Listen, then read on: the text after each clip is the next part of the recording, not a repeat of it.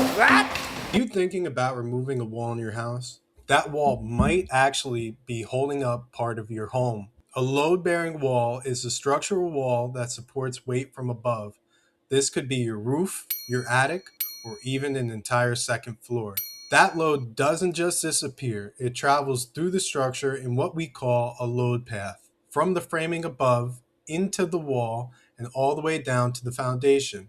If you remove that wall without properly redistributing the load, the structure has nowhere to transfer that weight. And that's when you start to see problems. Things like sagging floors, cracks in the drywall or ceilings, doors going out of alignment, and in more severe cases, structural failure over time. So, how can you tell if a wall might be load bearing? A few common indicators. If the wall runs perpendicular to the floor joist, it's often carrying load. If it's located near the center of the home, there's a good chance it's supporting framing from both sides. If you go into the basement or crawl space and see a beam, column, or foundation wall directly below it, that's a strong sign. Sometimes you'll always see double top plates or built up framing above the wall. But here's the key, these are just indicators. You cannot always determine this by eye alone. I've seen plenty of cases where a wall looked non structural and it absolutely wasn't.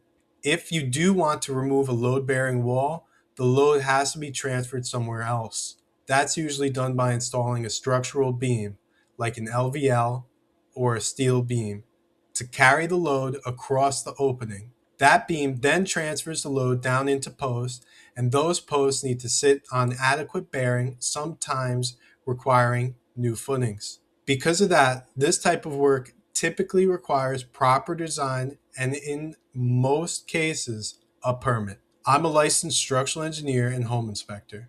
If you're planning to open up a space, make sure it's done correctly. Feel free to reach out before starting any demolition, because once that wall is gone, there's no easy way to put the structure back.